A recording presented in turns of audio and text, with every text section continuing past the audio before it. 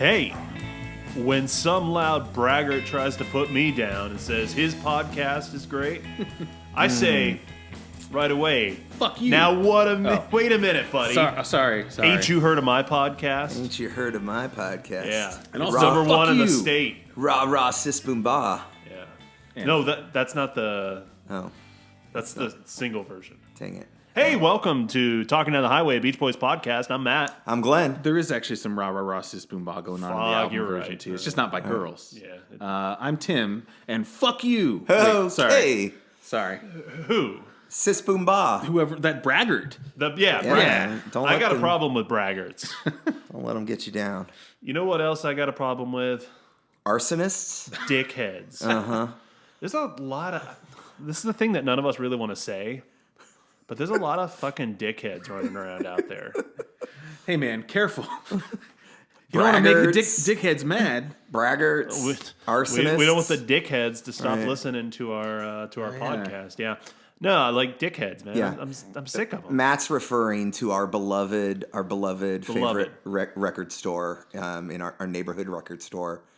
Mississippi Records got vandalized by said dickheads. Some fucking dickhead, who Yeah, just decided to like- try to torch the place. What in the world? Like Of all the places that you're going to go Right? after, like a community pillar, right? Like that. Pillar, like the top, like It's probably Why a would you rival do that? record store. It's probably I almost let it slip there. rival record store, yeah. dangerous. Uh-huh. Yeah, so- and we all know which one that would be. Matt's a little bit touchy right now. I am. 'cause Well, he's- hey, I went down there this morning Right. and helped out. Right, Eric good. seems to be in good spirits. Good. And the community has come out in support of Portland's best record store. Yes. And one of our favorite record labels as well, too. Yeah, definitely. Mississippi Records. It's going to take more than a couple of dickheads to... Seriously. Yeah. Be true to your record store. Fuck yeah. Yeah. Now, we're going to get all jacked up and... Jacked up on the football. I'm jacked up on the football game. Oh, wow. When's the last time you went to a high school football game, Glenn? This last week. Yeah. I knew it was going to be something. I live across the street. I can't avoid it. Embarrassingly recent. It is embarrassing. Yeah. My daughter's in high school. Yeah. She wants to go. Uh-huh. This is free babysitting. My kid can run around the track and get all jacked up on football. Jacked up on the game. Uh-huh. Yeah. That's right. All right. Hey, Ready let's to fight. let's start with a... Well, we've kind of already started, but let's do a quick listener update because, we do such things. Hold on. I have it in my notes here. Wow, that just like hit the brakes. 143 million. Oh wow. Yeah. Million. Now, here's the thing. Some weird shit's been going down. Okay, I've been keeping an eye on this just because out of curiosity. We did really good with the first episode on the YouTubes. Okay, second episode it's way less, but it was like higher and then it went lower. Like we actually lost views on YouTube. And I don't know how that happens. Yeah. And I am now wondering, can we report this to the Department of Weights and Measures? Do Skeptical. they oversee? Is there oversight on YouTube views? Because Definitely not. here's what I want to know. I don't want to get fucking dicked around by dickheads when it comes to monetizing this thing because, as we all know, we want to go on the Beach Boys cruise. That's right. We got to make that's some not going money. to happen if we are not having an accurate accounting for how many people are actually listening to our podcast. Or at least, if not accurate, in our favor. Well, yeah, if you're going to fuck with the numbers, then, Bump them up. Yeah. Because we need more than 143 million. What I'm saying is, Mr. YouTube, we're on to you. Yeah. Don't fuck with us. Yeah. Maybe a viral podcast figured out how to do a negative view, like somehow you can watch a video and take views away. Oh, wow. They're doing that to us. So a rival, rival? podcast. some loud braggart Yeah. who says that their podcast is great. Exactly. Fuck. It's those Beach Boys boys. They're all dead. We're Yikes. That got dark. Wow. All right. Well, hey, last time we had some conversation about the etiquette or the necessity of breaks, but we're going to take a break right now. Fuck you, Tim. And we'll be right back to set up what we're talking about this week. Spoiler alert, it's in the title. Little Deuce Coupe. Little Deuce Coupe. Yeah, we'll be right back.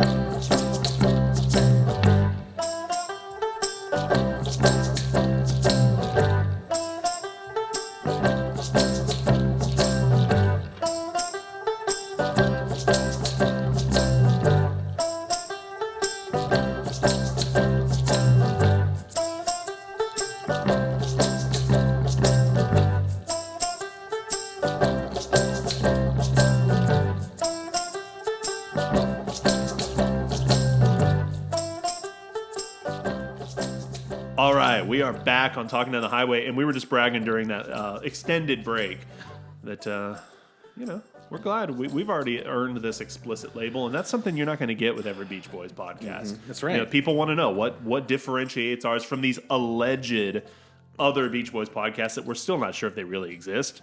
Swears. You get some fucking cussing in this one. Yeah. Salty. Because we're jacked up. I am jacked up on Little Deuce Coupe. Yeah. I've been jacked up on it all the last 48 hours. I didn't really start doing my homework until very recently here. But I don't know, context here before we, do our customary dive into each side of this record. So we're talking now, this is the fourth Beach Boys album. Third within a year. Yes, right? It is. The third of 1963. Yeah. Comes out in October of 1963. So if my math calculations are correct, or if Rate Your Music is correct, we're actually less than a month after Surfer Girl. 3 weeks is what Wikipedia says. Yeah. Wow. The release, yeah. So well, if you think that's a thing. This must be a great fucking album. If they spent a whole 3 weeks, promoting the last one, and they're like, all right, well let's throw this one to get. Yeah, certainly, they wrote all new songs for it. They had to. Yeah, this must be a max effort thing here that we're going to hear with Little Deuce Coupe. Right. Yeah. So I had high hopes, like thinking they spent a whole 3 weeks on this record, at least. It's gonna be good. It feels like it. It feels like 3 weeks. But okay, so now I feel like this is Capitol Records saying, okay, we've got a surfer album. Let's make a hot rod album. Yeah, this is because they've been about, I think we talked last time about how it's like surfing and cars and girls. That's it. Yeah, and this time it's let's just focus on this one thing. Surfing USA is our surfing album. Surfer Girls, our girl album. Here we need a hot rod album. Yeah. There's our three. That's the formula. Mm-hmm. That's the formula. Let's make sure we stamp it in our first year or 63. Do it. Yeah. Yeah. They don't talk about surfing at all, I don't think, in this one. In fact, I think they have a song called Fuck Surfing. That's an outtake. Okay. Yeah. Okay. Yeah. If Murray were here, he would fine us for all this language. He would, yeah. Mm-hmm. He'd collected money from the boys. For not being wholesome enough. Right. I mean, you got to be wholesome, right? Like Murray, the child abuser. Yep. But hey, that's okay. But you fucking say that, and nope, you're in trouble.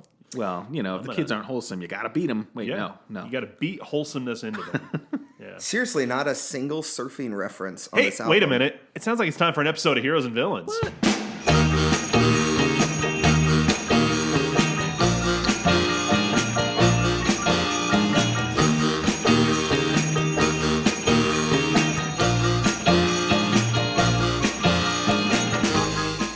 Heroes and Villains, where we discuss the heroes and the villains of whatever it is we happen to be talking about this week. And this week we're talking about Little Deuce Coupe, but we just had a reference to an eternal villain. Eternal villain, Murray Wilson. Mm-hmm. What a bastard, right?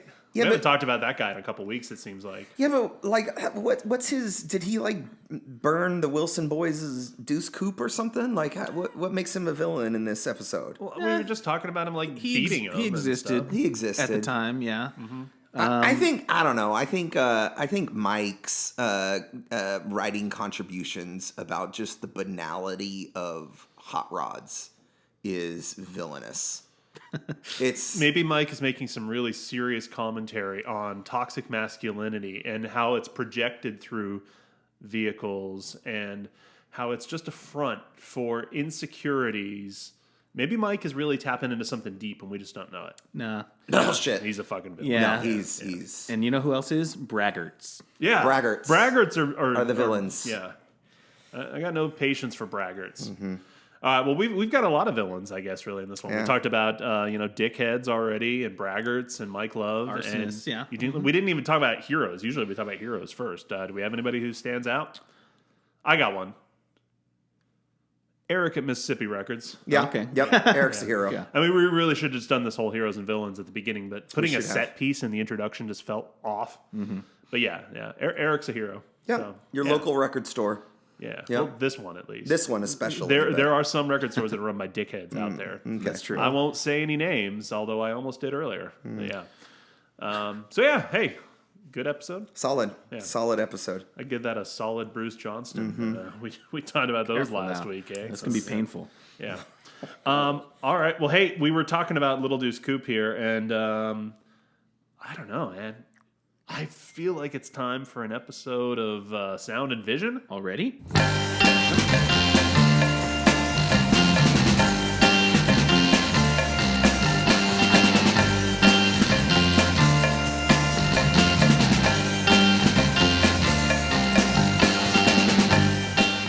All right, it's Sound and Vision, where we discuss all things aesthetic using the David Bowie scale. The best score you can get, Glenn, is Low. David Bowie's masterpiece. The worst score, Tim, that you can get is Never Let Me Down. in which David Bowie definitely let us down. And then we got a middle ground where like, it's all right. Yeah, I can take it. Maybe leave it. I don't know. It's fine. Let's dance. Let's dance. David Bowie's okayest album. I'm going to give this segment, I know it's not done yet, I'm going to give this segment a Let's Dance. It didn't feel organic.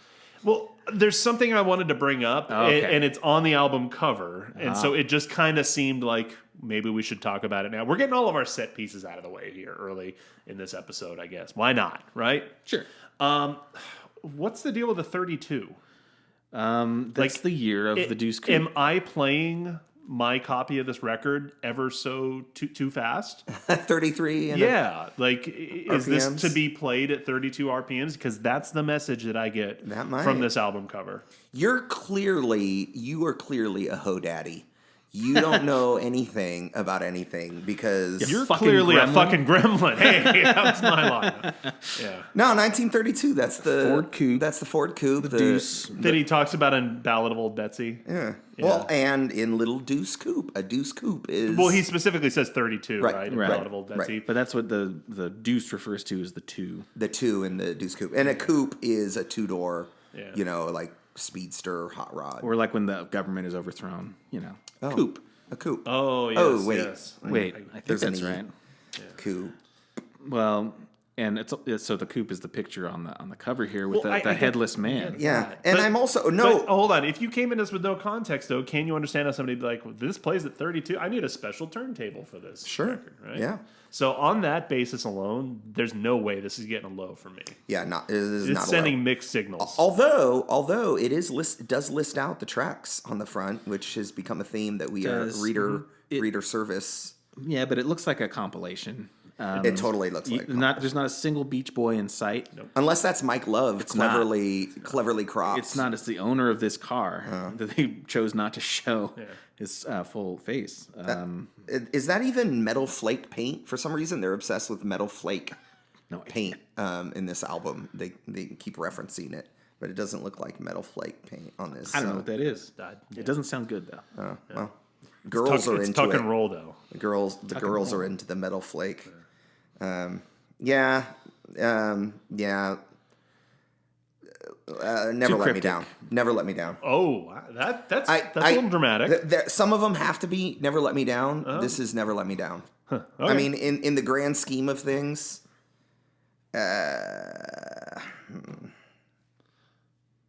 It's You're generic. really agonizing over there, Glenn.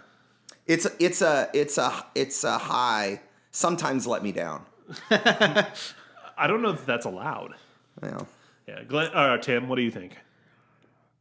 I mean, I don't know. I guess I'd go Let's Dance because it doesn't make me mad. It annoys me a little bit, but I don't know. It doesn't affect my life. No. Yeah, I forget about it as soon as I'm done looking at it. So it's a weak Let's Dance for me. they had this great photo of them around Deuce Coupe in front of Capitol Records. Right. What gives? I don't know. Why not? They only had 3 weeks to put it together. Yeah. This to me almost makes it feel though like it is sort of a pair with Surfing USA. Right. No, they're totally. not on the cover of it. It's Totally. just the activity that is heavily featured on this quasi concept album. And so I don't mind that they're not on it. I don't mind that it's a car. I do mind this fucking 32, but like twice, but okay. Well, whatever I gave Surfing USA, then that's what I give this. I don't remember. Sounds like a Let's Dance. Let's Dance or, whatever. All right. There's not even an apostrophe there for the 32. Right? Oh. Are we done? Well, Yeah. This is just another opportunity for an apostrophe meme down the line. Okay. There we go. Good. Keep Just that wanted to in point that out. Meme that apostrophe. All right, let's close out. Let's close out this episode. Cruising. Yeah. All right. That's okay. Yeah. That's all. Mid Let's Dance episode. Yeah. All right. So 3 weeks. Here's their new album already. And as Tim said earlier, you best believe they're packing some new material on this album. You got what? Certainly a bunch of new songs, opportunity for originals. something like that. 5, 6, 7, 8. 8 new songs. Yeah. But the 3 best songs on here are all retreads. Correct. I would say the 4 best songs on here are all retreads because, well, we'll talk. Well, that's assuming that we'll talk about that. Yeah. I was on Rate Your Music, and the top little review comment that popped up for me was by a user named Piano Porsche. And so I was prepared for something. I don't know. Is this a guy who reviews Hot Rod Rock? Like Piano Porsche, he's the guy. Okay. But he nailed it. He's like, this album gives further ammunition to those who would paint the Beach Boys as 50s crazed nostalgia mongers. 50s crazed nostalgia mongers. Wow. Yeah, I mean, that's what this album feels like to me. It mongs a little bit. It mongs. It's like, hey, let's think back to the 50s. Remember, hot rods are cool, and let's just capitalize on this money grab, which makes me think it's more of like a Capitol Records kind of, recording stunt to make some money. Capitalizing. Right? Yeah. Oh, hey! Yeah. It kind of does, and it feels a bit phoned in. As we've already mentioned, it's their 3rd album now of 1963. Again, came out 3 weeks after their previous one, so this is not a fully realized work in the way that, Surfer Girl, which we just talked about last week, which is a really legitimately good album. Yeah. This is just, hey, let's get another product out there, and let's sell it in the guise that this is a concept album about cars, right? Yeah. Which points for the attempt at that, but just the topic is so just banal and there's no nuance. I feel like we're getting a little ahead as far as rating. Well, sure, but I'm maybe a little bit. But, I don't show my we hand do too need much, to break it down. If we're introducing this as a concept album, Glenn is within his rights to say that the concept is a little bit weak. Look, I'm not usually a fan of Glenn, but he's not totally out of line here. So I think that's fair game. I just think Teen Love is a better, there's more emotion potential. Well, maybe they have romantic songs about cars on here, Glenn. I don't want to foreshadow or anything, but maybe that's the case. Okay. The other thing, though, that I would maybe mention here is maybe the concept isn't that retroactively exciting for us, but we have already mentioned that we kind of like their car songs, right? We like their hot rod songs. That's kind of my point. I don't want to get too far ahead, but I think it works really well as a concept, and I mean, it's cohesive. I already talked before about how sometimes they stray from being thematic in certain ways, and it gets weird, with the county fair and shit like that, which I like. But this is the strongest, the most thematic album I think so far as we're just focusing on this. So I don't know. We'll get into the rating later, but it's kind of a mixed bag for me. I had to think about it as far as how I like it as a whole. Sure, it's fair. Mm-hmm. All right. Well, hey, let's take a quick break, and then we're going to come back and break down the A side of Little Deuce Coupe.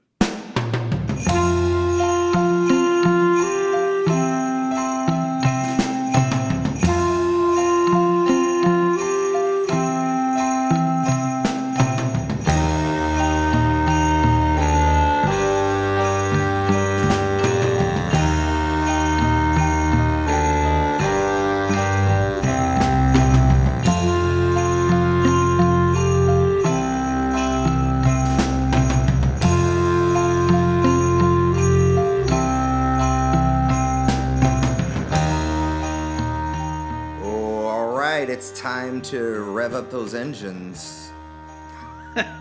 Oh boy. You sound really enthusiastic. I'm trying to generate some something. I don't know. All right, time for the A side. Yeah. We've already talked about Little Deuce Coupe when we reviewed Surfer Girl. Right. This is track 1. Right. And perhaps the impetus, hey, Little Deuce Coupe did really well on Surfer Girl. Let's make a little compilation album make that the title. Little Deuce Coupe. Yeah, I feel like track one. We don't need to spend much time on the specific songs we've talked about. I think this is the best song of the album, just because it's kind of like a, I don't know, classic, recognizable, iconic. But there it is. Good. Yeah. Yeah. We already talked about it. We like it. Yep. It's good. Mm-hmm. All right. Ballad of Old Betsy then. Here we go. Okay. Yeah. It is a romantic song. There's that romantic song about a car. About a car. Well, you first listen to it, you're like, she was born in 32. Man, he's into cougars. Because, at this point, I don't know, he's like 20 and that would have been a mid-30s woman. Yeah. Okay. But no, he's talking about the Deuce Coupe herself, who rode on a freight train all the way from Detroit City. Yeah. See, okay, this is problematic. This song is problematic. There's one particularly problematic line. I'd say there are a couple of problematic lines, but there's one really bad one. Well, but here's the joke. Ballad of Old Betsy. Ooh, is this a song I'm going to add to my Beach Boys Surfer Girls playlist? Because, I got to add all of my... I mean, it is a love ballad. It's a love ballad. It's got the name of a girl in it, and let's add this. And like Betsy, oh, yeah, okay, I'm listening. Wait a second.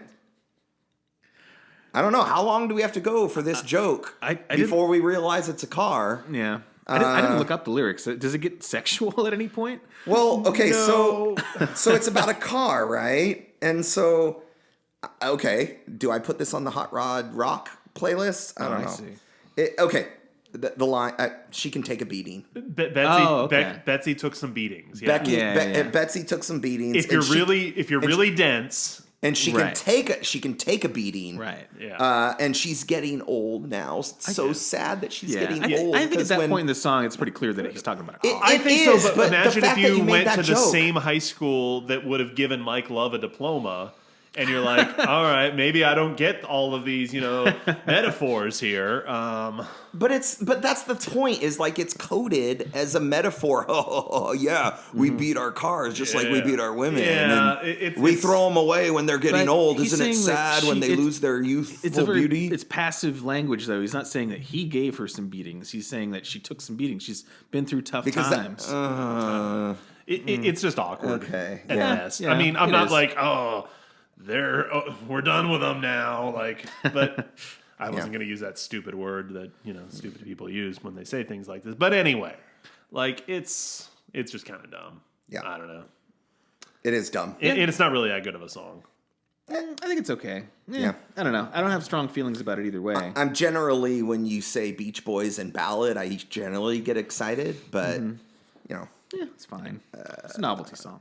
It is a novelty. How do you have a novelty ballad? That's just, you got to be real good. This isn't. It's not. All right. Well, hey, now we're going to do much better on this next one, all right? Be true to your school. It's great. Now, all right. So no, it's not. With my kids, we used to totally make fun of this song all the time, like just the whole notion of be true to your school, and it's so ridiculous. These are guys now, like Mike Love's in his mid-30s or something. No, he has the hair of a man in his late 50s, but still, it's kind of. I mean, we talk all the time about how dorky and ridiculously cheesy the Beach Boys are, and this is one of those like signature dorky cheesy songs. Absolutely. For me though, there's a much better version of this song.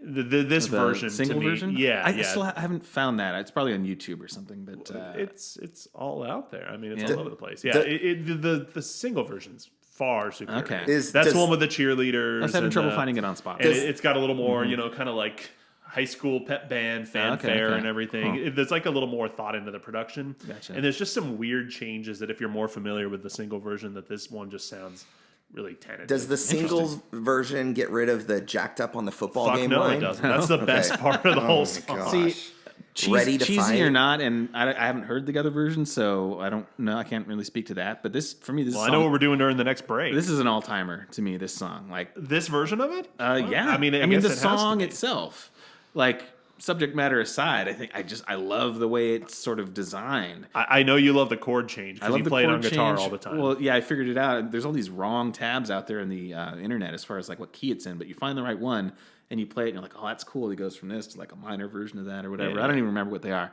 But in the way it starts out too, it kind of has Leader of the Pack vibes. It does.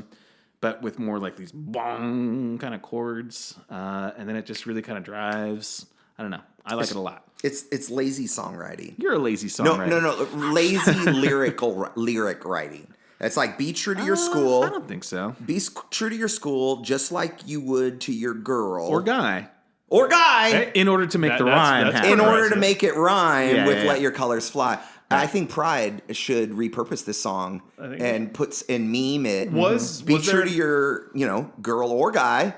Was there some sort of code a message? You know who might know this? Hold on a minute. Oh yeah, it's time for You Can Call Me Al. Al, we want to know: was there some kind of additional messaging, like you would to your girl or guy? If you're into that, yeah. I mean, way to go! If true, right?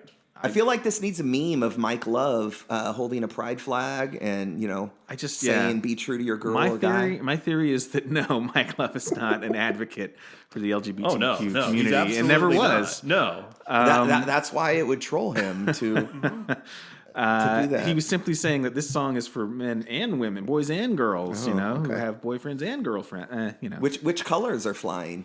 That's good. Yeah, see, it could be. It should totally be appropriated. Yeah, yes, appropriated. absolutely, Right. absolutely. Yeah, that would be appropriate. Appropriate to It would be appropriate appropriation. Yeah. All right. I think we're done with that song for now. Next. Other than saying, if you haven't heard it, like Tim, go listen to the single version. I guess I have to. I'm gonna have to do that. Go to a record store or something to find that one. Yeah, it's got to be on Spotify. We're going to find this out during the next break. I did see it. Yeah. All right.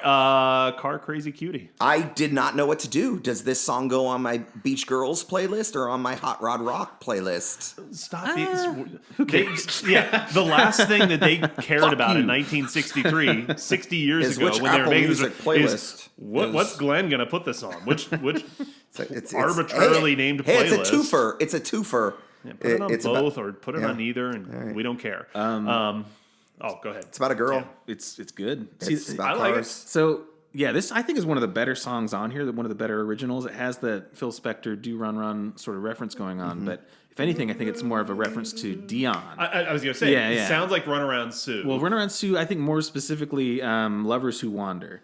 Okay. Yeah. Because it has that kind of bump, bump, bump, bump. I mean, all the songs kind of sound the same. They kind of do. But the reason I think why it really reminds me of Run Around Sue is just because that song has such great forward propulsive momentum just throughout the whole thing. And this song does too. It's like really snappy, really upbeat. I like it. Yeah. It's kind of a unusual turn for the Beach Boys. Like it's way more doo-wop. It is. Yeah. So that's what I like though. Like that when they lean into that doo-wop and that nonsense syllable. To do unless it's rah rah sis boom ba, but shoo wop shaboom, all that. But yeah, this is a high point I like for it. sure. Yeah, I like it a lot too. I'm a little appalled that they rate your music score for it as 2.9 because it's way better than that. Yeah. Similarly, I don't know. This might be controversial, but I really like Cherry Cherry Coupe as well. I do. It's catchy. Another one with just nice forward propulsion to it. And it similarly has a kind of a Dion doo-wop kind of thing going on. The major to minor chord thing, it just goes over and over and over again. Really nice. Good backing vocals because, it's the Beach Boys. Right. I like that one a lot. I'm not a big fan of just like, cherry, like... just the word? Yeah, just... The fruit? Yeah, it's... Well, I mean, the car is it's not a lemon, it's a cherry. It's in cherry condition. It's cherry red. You have some weird slang terms. I do. I don't know. Yeah. Maybe it's another coupe. Is it the same coupe? Maybe. I don't know. Did somebody have a Deuce Coupe? A cherry Deuce Coupe? I'm curious about what they were all driving at this point. I am too. It's probably all just like station wagons and shit. Hey Al, let us know. Hey. You can call us, Al. Did we ever end that episode? You can call me. It's kind of always running. It's an opening, right. Opening call. Yeah. All right. Well, good song. Final song on the side is 409. Oh yeah. And it's great. Yeah. Another one. So we pulled one from Surfer Girl. Now we got one from Surf and Safari 409. I guess that's it for side one. There's only 2 recycled ones. But Yeah. Well, I was kind of curious. Well, not curious necessarily, but I mean, we talked about 409 just a few weeks ago when we were discussing the first album, and we talked about that with like a clear standout track on there, along with Surf and Safari. Here it sounds just old and tired. Yeah. You know, like they sound like they did. I mean, it's literally the same mix of the same song, but it's just interesting now hearing it paired with That's true. an album that has some more confident material surrounding it, rather than just like all the goofy stuff that's on Surf and Safari. Because it sounds a little more tentative than it did on that first record in this context. I do think, like, if you were just to look at side one, it still holds up pretty well because, like, Little Deuce Coupe is not the same type of song. The other ones aren't about racing, really. So it's like the one sort of like hot rod drag racing song. But yeah, I think Shutdown is better. It's like the same subject matter, but they're all the level. same subject matter. Side. They're all the That's same what I'm subject saying. matter. Like, I mean, they are back to back. If you're listening to this on Spotify or CD, it's a little But no, I agree with you. 409, it's just not as advanced. Yeah. But it's so good. Yeah. All right. Well, That's side A. That's side A. We're going to take a quick break. We're going to research this whole. Where can you find at present the single version, the superior version of whatever the hell that song is? Be True to Your School. And we'll be back in a few minutes. Do I have to?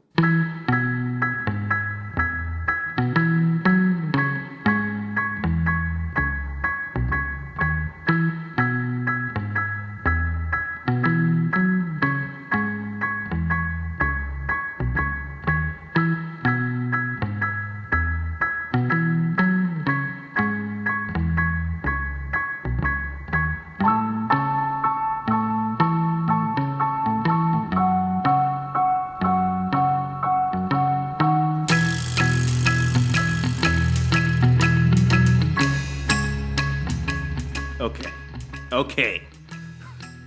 We're back.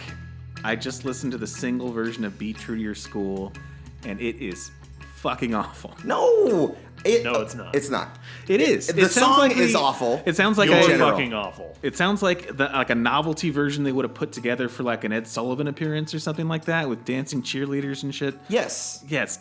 It That's the Honeys. Yeah, I know. It's because what it does is it says makes it bad. Yeah, it makes it bad. It says we acknowledge that this is corny and tacky, and we're leaning into exactly. it. They lean into it. And the result is that it becomes even cornier and tackier. Sure, but at least like the elephant in the room has been identified. The production's better on the original. You got this. No, it's not. This No, little because drum this is like a thing. big production with a bigger arrangement, and it starts to pave the way for him doing like these really, really big arrangements that are fucking well, but this great. is gaudy, and the cheerleaders come out of nowhere and they're grating. You got the much better like do you hate women, stuff coming on in the beginning. No, not if they're born in 1932. Never mind. Yeah, it's bad. I disagree. And that's it. This is less bad. Al can the weigh single in on version it is if he less wants. bad. The single version's better. It's worse. It's less bad. You're outranked here on the podcast. You're also outranked by Strange Currency's contributor Remy, who acknowledged in the write-up for this album that the single version is far superior. You know, oftentimes a brave person in society will stand up for a cause, and everyone will tell him he's wrong. I'm basically. I'm not even going to say. You're that guy? Yeah. You're like Mike Love trying to keep Smile from coming out. That's right. Yeah. Wait, no. Anyway, so heroes and villains. I'm the hero. Sorry, guys. Side B now starts with Shutdown. Yeah, anyway, Be True to Your School. Shutdown's another song now. Yeah, Shutdown's great. It is a song. It's a song. We've established that. It cool. This is we've now seen better than 409. It's from Surfin' USA. So we now have a song from Surfer Girl, a song from Surf and Safari, and now a song from Surfin' USA. We're just picking the greatest hits, throwing them out. Yeah. Shutdown. Now, Spirit of America. Very Well, when I found out it was about a rocket car, then I was a little bit more interested. Yeah. but there's no solid gold house. Yeah, I was going to say involved. Chester Lampwick would love it. Right. So it's kind of hokey. Yeah, it's pretty hokey. Okay. Now, I will say I like the musical arrangement. It's got this kind of wall of sound, doo-wop-y. Brian's falsetto is wonderful. Whenever I hear that, I enjoy that. Brian singing lead, that gives it a little bit of a bump. But yeah, the lyrics are dumb. Like the phrasing, the rhymes are all forced on it. It's like, the man who would drive her, Craig Breedlove by name. It's like, The king of cars at one point. Yeah, a daring young man played a dangerous game because I got to rhyme with name. And it's like, yeah, both man and machine had given fair warn. They'd set a new record on that warm August morn. Like, come on. Yeah, it's whatever. But it's Roger Christian. Yeah, I wish... and he's all over this album. He is. Yeah. I just wish Brian had better lyrical collaborators. I think these guys have done pretty well. Christian and Usher. Yeah, Gary Usher only contributes to 409 on this one. Mm-hmm. But I just mean in general in their catalog up to this point. But yeah, Christian was cranking them out at this point. Like he was handing lyrics to Jan and Dean, and I think Gary Usher's band too. So yeah, I don't know. He's not spending a week writing each. Right. Well, but here's the other thing though, is like when you try and crank out 3 albums in a year, you got to hit the newspaper and just start cranking out some songs. Rocket Car. Here's this guy went 400 miles an hour. Is it a car? Is it a rocket? Let's write a song about it. It's what does he call it? A plane without wings or jet without wings? Jet without wings. Yeah. I think they call it a Crockett. Oh, okay. There you go. Mm-hmm. All right. Our car club still rules. No. It's all right. Yeah, it still rules. They're going to wipe out the other clubs. Oh, wait. I think now we're outvoting Matt. Our car club sucks. Fuck you. Your car club sucks. The one that they're talking about in this song, though, is fucking awesome. I mean, again, context. This is another one from Surfer Girl. Mm-hmm. In the context of Surfer Girl, it's terrible. In the context of songs about cars, all right. Okay, so Glenn, you really love all these like saxophone things, but you don't like Our Car Club. It's like the saxophone's running through the whole thing. I'm the one who's talking about saxophone. No. I just think like Tim. Why do I keep calling you Glenn? Oh, I don't know. I think that I like this. I really apologize for that, Tim. Like of all the people that mix you up, another villain. Messed up. That's messed up over there. I think it's No, I mean it's fine. I actually don't really have strong feelings about it. I need something to counter effect the be true to your school hatred going on around here. Yeah, so you're just being a troll. Mm-hmm. Okay. All right. Well, we already talked about that one before. And yeah. Yes, it still rules. No Go Showboat. I love the concept of this one. Like this car looks great, but it gets beaten by the ice cream truck or whatever. Yeah. It even gets shut down. By the ice cream truck. Yeah. Yeah. Again, I think it's a decent song too. Yeah. It's fine. It's catchy.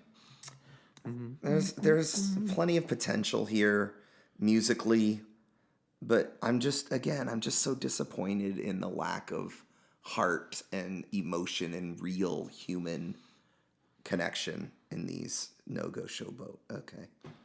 Well, I mean, they tried the human emotion and Ballad of Old Betsy, and it just came up sounded stupid. So and maybe this isn't the album for that. And they again try it in the next track, and it's that's not an original. But yeah, any other thoughts on No Go Showboat? No. Yeah, it's just kind of there. Okay, I have lots of thoughts about this. A Young Man Is Gone. You're right. It's not an original, but I just want to say that when I first heard this, I thought it was about Jesus for a minute.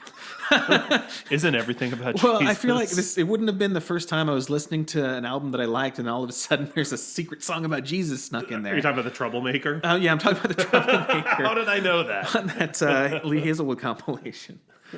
Okay. But it's not about Jesus. All right. So Their Hearts Are Full of Spring is the song. Right. Bobby Troop wrote this. It was sung by the Four Freshmen, who we all know Brian has been obsessed with.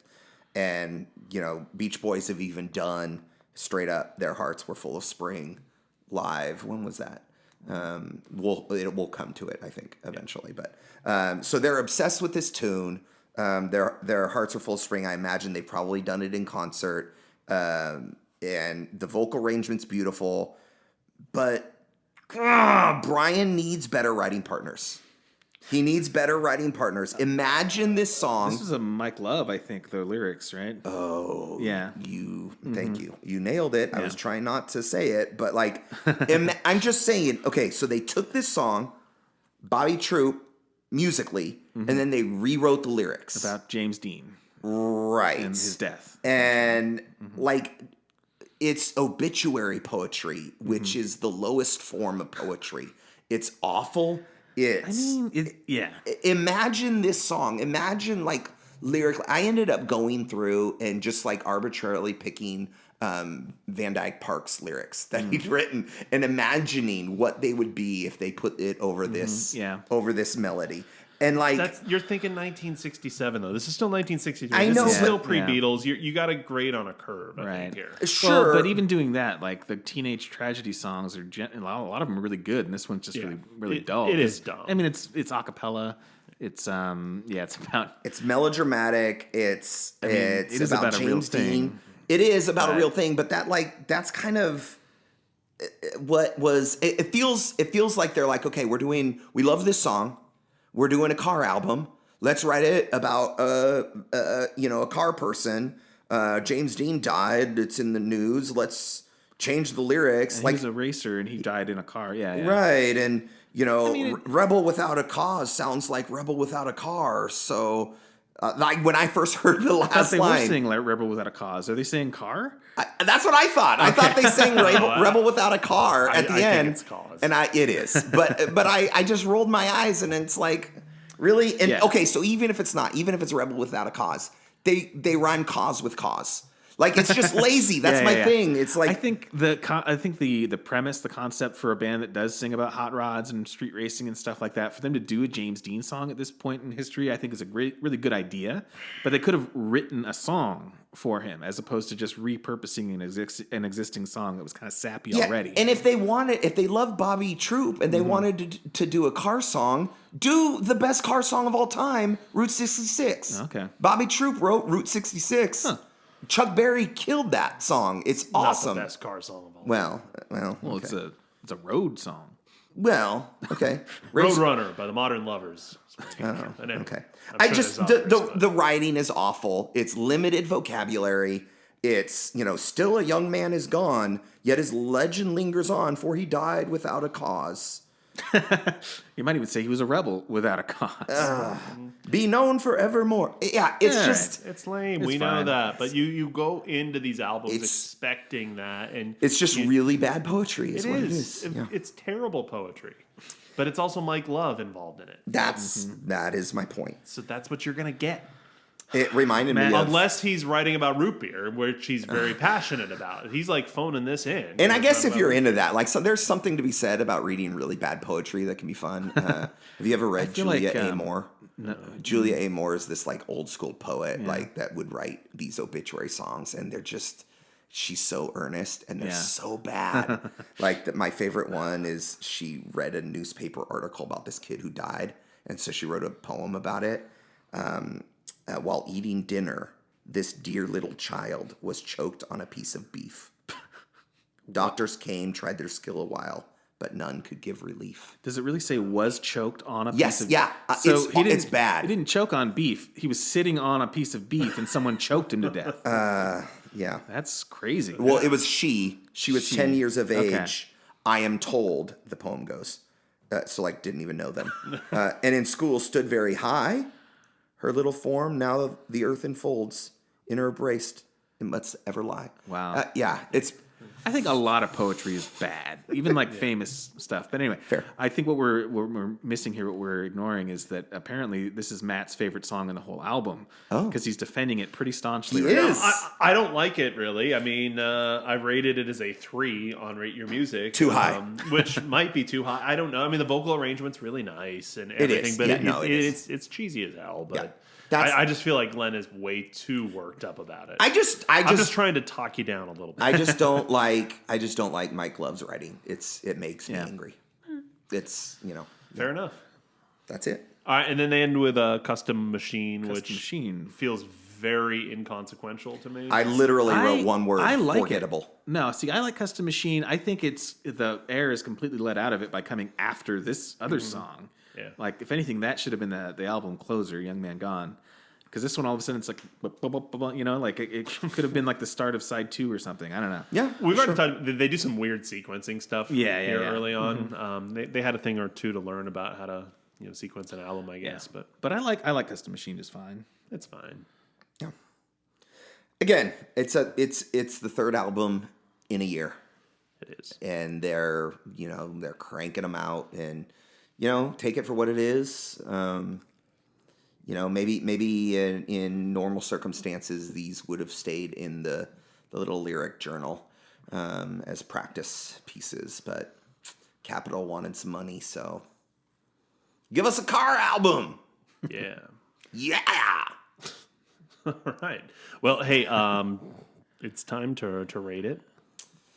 Unless you have any more thoughts on any of the songs specifically. No, I need to make a final decision on it. Well, as you're considering that, I want us to keep in mind here, we're rating this album, sure, but we're rating an album in which 1/3 of the songs have already appeared on previous albums, and in which we can probably pretty comfortably say that the 3 best songs are ones that were previously on other albums. Yes, 100%. I would honestly myself maybe say my 4th favorite, because I'm kind of sincere. I really like Our Car Club has just grown on me for whatever reason. These songs that I have sort of like memed, and like that have become memes with me and my kids especially. Yeah. Like Be True to Your School and Our Car Club. Those are like 2 of the big ones. Maybe it's Stockholm Syndrome or whatever, but I've grown to really like them a lot. Mm-hmm. So, like, for me, yeah, the best material on here, like my 5 favorite songs, had either been released already or, in the case of, again, Tim being really wrong, have a superior single version. Oh, yeah. So, I have to consider that when I'm rating Fair. this album. Right. I can see that. And for that reason, I am not giving credit to those. I'm discounting those. Okay. I'm curious how this is going to go. I want you guys to go first before me. I know what I'm doing. I'm giving it a Wilson Phillips. Wow. Ooh. So and here's my thing. I had such high hopes for Wilson Phillips. Like, we should have gotten better than what we got. Mm-hmm. I like the idea behind it, but it was not. It was not. Okay. And I like the premise, the idea of a car album, a concept album. But the fact that we aren't in the album era yet. We're still just singles. Mm-hmm. It just emphasizes and underscores that this is a money grab. Okay. So I'm giving it a Wilson Phillips. That's like a 2. Well, it's the equivalent of a 4 out of 10 or a 2 out of 5. Mm-hmm. It's in the bad territory. Bad. It is, yes. Okay. And again, if you don't give it points for those best 3 songs, I get it. Yeah. What do you got? You got A Young Man Is Gone and Betsy. So you're saying it's their worst album so far that we've covered? So far. Okay. How about you? I'm still in the Bruce Johnston realm. For the catalog crawl, we put this in somewhere like a mid 6-ish range. Right. Okay. And I think it came in like number 18 of all of their albums. So it's kind of, I know there's a lot worse, and there's definitely ones that I put in that Wilson Phillips range, and this isn't one of them. Mm-hmm. Like, even the bad stuff on here is still kind of toe tapping, and it's catchy, and it's dumb, but it's fun dumb. Yeah. Mm-hmm. And even though, again, for me, like, most of the best material came out elsewhere. Right. It also finds its own little home on this record, in the sense that it is a concept album. The concept might be very lightweight, but they work relatively well together. So I'm going to put it in a, Bruce Johnston level. I wouldn't call it a solid Bruce Johnston, as we identified last week. Or so you're saying it's a soft Bruce Johnston? It's, yeah. Is it a runny Bruce Johnston? Okay. All right. So, but this is interesting because, like, I'm leaning more towards you, Matt, because I am going to include all of the songs. Like, there's some give and take where, like, if I look at this as a whole with all these songs, let's just pretend they're all original, then this score is really high. and it gets dinged for recycling the songs, but I'm thinking of it as a whole, like a listening experience from beginning to end. Okay. I think it's pretty strong in that sense. I think Be True to Your School is an all-timer, and it elevates it a little bit more too. So I almost want to give it an ow, but I don't feel like I really can. So I'm going to go Bruce as well. But that makes me curious, Glenn, if you were to... Because I feel like you're pretending those other songs don't exist. If you threw them in the mix, where do you think I'm just looking at this track listing. Yeah. If I put on this album, and here's what I get Ballad of Old Betsy, Be True to Your School, Car Crazy Cutie, Cherry Coupe, Spirit of America. If you're only doing those, that's the Wilson Phillips, right? No Go Showboat, Young Man Is Gone. Yeah. So, but... Yeah, I mean... But none of those songs are bad. I mean... Yeah, and maybe... They're some of them are inconsequential and dorky, but none of them are bad, which is where I don't think this is a Wilson Phillips, because that's a pretty bad record. Well, I was going more for the narrative of like, there was potential, but I don't know. I think it's fair if you're only talking about those songs. Yeah. It's not even a full length album at that point. I can get behind maybe a David Marks.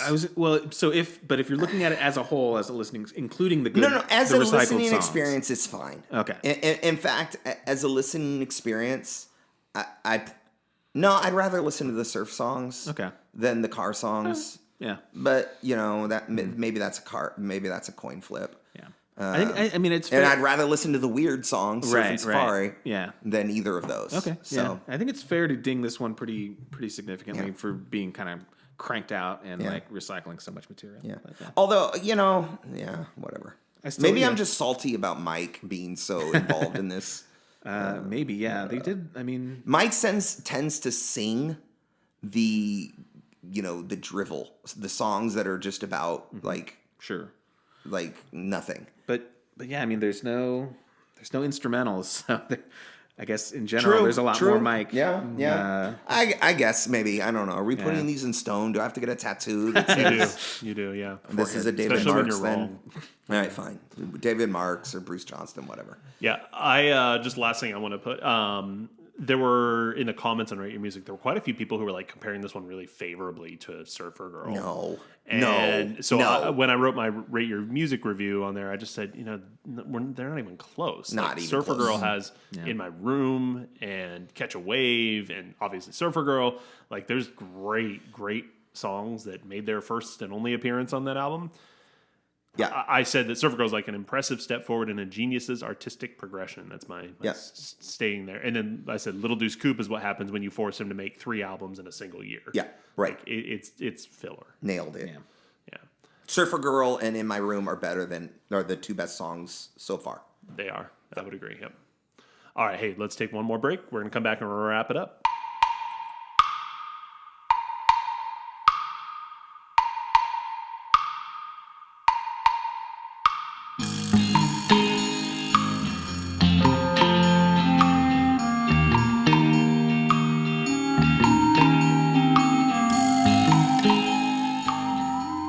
We're back to wrap things up here on episode 5. Wow. We're plugging along here. Album 4, episode 5. Yeah. Okay. Yeah. It's like, centuries where you got 17th century, really, those 1600s. Right. Like, yeah. I hope that there's some kind of war that breaks out between all of our 120 million listeners about which version of that song. Hey, 143. You know what we're gonna do? We're gonna do our first poll. Yeah, because okay. we can do that, I think, on like the Spotify. Oh, thing. okay. So we're gonna put that out there. Which version is worse? Which version is better, the album version or the single version? Of the 2 terrible songs, hey, which one is less terrible? All right, hey, we ran into this problem last time. Our outro music basically ran out before. All right, well, so go to strangecurrencysmusic.com. Check it out. There's some good content. Follow us on Talkin' Beach Boys on Instagram and Strange Currencies Music on Instagram, and smash that subscribe button. Hopefully you're listening to this on YouTube so that we can start monetizing and get on that Beach Boys. Yeah, and hey, YouTube, quit backrolling us here, man. We're on to you, so don't fuck with us. That's right. Yeah. All right. Hey, we'll be back next week to talk about Shutdown again. Right. Volume Shutdown 2. again. Volume 2. Okay. All right. Well, until then, I'm Matt. I'm Glenn.